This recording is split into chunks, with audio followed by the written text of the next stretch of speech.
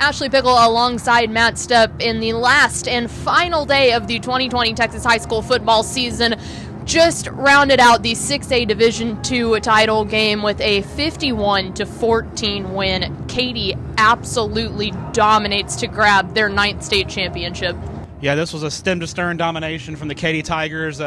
Really a clinic in Katy football. This was Katy the last few years had kind of gone to a little more wide-open spread offense with some of the talent they've had. This was a traditional old-school Katy ball club that got, the I formation, 2 tight ends. They run downhill at you. You know what's coming, and they just dare you to stop it. And their dominance in the trenches really shone through today. Offensively with Seth and Jalen Davis running the football, Caleb Koger executing the play-action passing game well. And that defense, Cal Varner and that defensive line just completely dominated Cedar Hill. Didn't let Caden Salter really do much of anything for most of the game, and it was just a total complete effort. I mean, even special teams, they were outstanding on special teams as well. This was all 3 phases, complete, thorough whipping of the Cedar Hill Longhorns by Katy. And I think when you look at Katy, you see that they've got some talented seniors, but just like the offensive MVP, the younger of the Davis brothers, Seth, they're not going anywhere anytime soon with this group that they just had out on the field tonight. No, Katy's a traditional power. They reload every year, but typically they're very senior heavy, and this is not a senior heavy ball club. Their quarterback's a sophomore. Their running back, the MVP was a sophomore. Some of their best defensive players are juniors. Their best defensive player, Malik Sila, been out for a couple of weeks with an injury. He's a junior. He's coming back next year. This is a Katy team that I think has a shot to be the number 1 team in the state in Class 6A next year in preseason. What does it say about the culture that Gary Joseph has built there, just the way that they came out without a doubt and just, took it to Cedar Hill?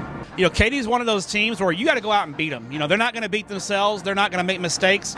Defensively, they're going to be really sound. They're really fast. They fly around with the football, and you've got to beat them. And when Cedar Hill in the two matchups previously, when they beat them a few years ago, they went out and beat Katy. They out-athleted them a little bit, and they executed really, really well. They didn't make any mistakes. Cedar Hill tonight was just a little too sloppy, turned the ball over too much, and just didn't execute at a high level. When you don't do that against Katy, you're going to get beat, because Katy, traditionally, they're going to run what they run. They're going to do what they do, and they just dare you to beat them. Absolutely. And then, of course, I feel like, obviously, Caden Salter being the senior quarterback, he was the guy for Cedar Hill. There was never a doubt about that. Not the best showing tonight, but what Coach Lynn, who we've always said maybe has gotten a little bit more flack, to make it to AT&T and to come up here, what does that say about their program? I think Carlos Lynn's got Cedar Hill in good footing now. They get all the way to the title game. They've had some playoff disappointment, no doubt, the last couple of years, and I think they're in a good spot now. They've got a young quarterback who I think is coming up in the system, Cedric Harden. He's got big shoes to fill. Caden Salter, who's leaving next week to go to Tennessee.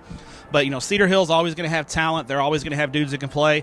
And I think Coach Lynn, with this run, has kind of got Cedar Hill back where they feel like they belong among the elite teams in DFW. Now it's a matter of taking that next step and getting back to one of the elite teams in the state of Texas. Absolutely. And then one more final game tonight. We've got Austin Westlake and South Lake Carrollton. The Dodge Bowl. Yeah. Almost there. there. A few storylines in this one. But, yeah, we got one more game left in the high school football season. We've almost made it.